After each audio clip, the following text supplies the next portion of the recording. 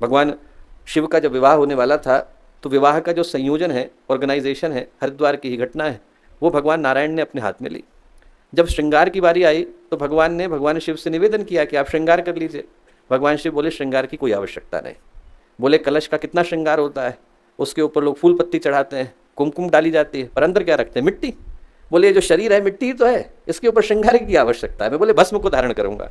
भगवान बोले अरे बड़ी बेइज्जती हो जाएगी, विवाह का समय है, आप इस तरीके से श्रृंगार को करके आ रहे हैं। तो भगवान शिव बोले बेइज्जती आपकी होगी, आपने विवाह कराया, मैं तो निर्विकार हूँ। बोले मुझे बेइज्जती की कोई आवश्यकता नहीं, विवाह कराने वाले आप हैं। अब भगवान विष्णु जो है उनको बड़ी चिंता हुई, उन्होंने कहा भाई ऐसे में क्या किया जाए। उन्हें देवर्षि नारद को बुलाया। देवर्षि नारद से कान में कहा कि तुम जाओ और कोई व्यवस्था करो कि भगवान जो है श्रृंगार को धारण करें। उन्होंने कहा क्या व्यवस्था करी जाए? तो उन्होंने कहा कि जो तुम्हें समझ में आए वो करें। उन्होंने कहा कि यदि भगवान शिव कुपित हो गए तो आप रक्षा करना। बोले रक्षा करने की जिम्मेवारी मेरी। बोले तुम जाकर के व्यवस्था करो। देवर्षि नारद तुरंत गए और हिमालय के घर में पहुंचे माँ पार्वती के पिताजी, और मैना देवी से जाकर के बोले कि आपने आपके दामाद को देखा है? बोले देखा नहीं है, तारीफ बहुत सुनी है। बोले आइए मैं लेकर के चलता हूँ, जहाँ पर वर पक्ष है वहाँ पर चलते हैं। वहाँ पर सब बड़े बड़े लोग आ रहे थे बारात में शामिल होने के लिए। ब्रह्मा जी आकर के पहुँचे तो इतने सुंदर सारे के सारे अच्छे से अच्छे हाथी पर, अश्व पर, बड़ी बड़ी पालकी पर आकर के पधारे तो मैना देवी झाड़ी के पीछे छुपी हुई थी। उनने नारद से पूछा ये है? बोले ये नहीं है, तो भगवान के ज्योतिषी। बोले अभी भगवान आने वाले। उनके पीछे जो है कुबेर का आगमन हुआ, और भी ज्यादा वैभव के साथ कुबेर आए। उन्होंने कहा ये है? बोले नहीं नहीं, तो भगवान के मुनि में भगवान का आगमन होने वाला है।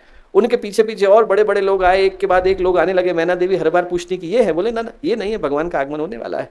फिर भूत प्रेतों का आगमन शुरू हुआ। भूत प्रेतों को देख करके मैना देवी घबराई कि ये कौन है? अब भगवान तो विश्वनाथ। बोले ये भी भगवान के सहयोगी। अभी आपने देवताओं को देखा, अब आप दानवों को देखो। बोले ये भी भगवान के सहयोगी। अब जब उनका आगमन हुआ और सबसे अंत में देखा कि भगवान आकर के खड़े हुए, बैल के ऊपर चढ़े हुए हैं, उनके कंधे पे सर्प लटका हुआ है, इधर से जो है हाथ में त्रिशूल को धारण किए हुए, चिता की भस्म को लगाए हुए हैं, तो मैना देवी घबराई। मैना देवी ने उनसे जाकर के भगवान विष्णु से प्रार्थना करी। बोले आप ही श्रृंगार कराइए। तो भगवान विष्णु उनसे क्या बोले? बोले बाकी के सारे जीव जब विवाह करने के लिए जाते हैं तो काम उनके ऊपर सवार हो जाता है।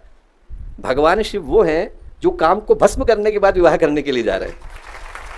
बोले आप इनको दोनों ही रूपों में धारण करिए। जैसे ही ये भाव मैना देवी के मन में आया, उनने भगवान शिव का वो रूप पाया जिस रूप को हम कल्याणकारी शिव कह करके पुकारते हैं।